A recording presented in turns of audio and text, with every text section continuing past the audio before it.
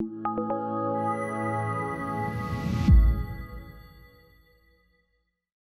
I'm Dawn Johnston, and I'm a psychic medium. Psychic medium, you may wonder, what is that exactly? Well, a psychic medium is someone who can connect with loved ones that have passed over. And we all do it a little bit differently. So there isn't a right way or a wrong way or just one way. Psychic mediums vary in the way that they receive their information from the spirit world. The way I receive it is different with every client, with every deceased loved one. So I could have a vision with one. I could hear names. I could see the spirit, or they could show me almost like a movie in my mind's eye.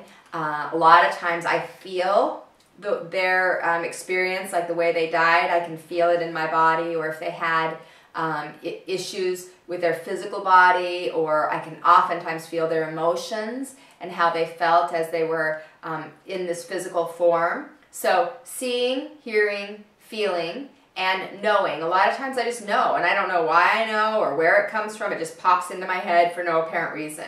These are the ways I receive my guidance from the spirit world.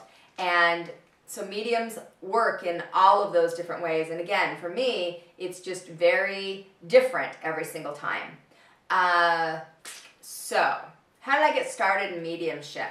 I got started in mediumship unintentionally at the age of 13. We had a lady, we called her the Lady on the Stairs. And Lady on the Stairs lived on the stairs. And she was someone that my brother and I could both see. I saw her only a couple of times, but I could feel her whenever I went up the stairs, and so could everybody else. So I had that experience. I wasn't scared. It didn't freak me out or anything like that.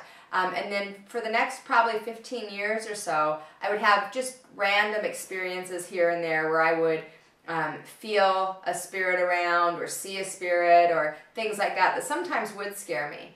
And it wasn't until I started doing readings professionally that the mediumship really kicked in high gear. And so when I started doing them professionally, I would have experiences where I was doing a reading, just a psychic reading, and a deceased loved one would show up, and they would give me messages to share with their loved ones, or they would show me the way that they died, or different things that they did in their life, or show me a symbol that the person in front of me might be able to relate to. And at first, I ignored them. And I ignored them because I didn't want people to think I was weird. This was before the media and television had all these different shows on. It was still considered very unusual. And so I was trying to be normal and wasn't. And so I ignored it for a long time. And then finally, it was too uncomfortable to not step into what I was meant to do, because I really do believe that this is a big part of my purpose, is helping people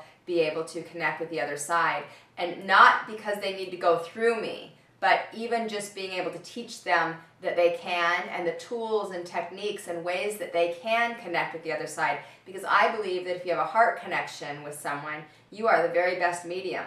So you're the best person to connect with that loved one. But sometimes you need a little support, a little guidance, and a little direction to get you there. And so I offer the opportunity to learn how to be able to do it so you can do it for yourself. But sometimes people just need that validation, or that stepping stone, and they need to come to get the clarity and to believe or to trust or to know that their loved one is still okay. And then once they have that, they're open then to creating that connection with themselves. Other people often come just to understand the signs that they're getting. They know that Spirit's speaking to them. They know their loved ones are coming through, and they just want to be clear that this message, every time I see a hummingbird, that's the way that they're coming through, and it's very symbolic, and different symbols for different people. So the symbols can be anything from like a hummingbird to a rose to a dime to unusual things like particular kind of tobacco scent, or a particular kind of perfume, or it could be a vision of a ladybug, or just so many different things depending on the connection with the person and what was important to them.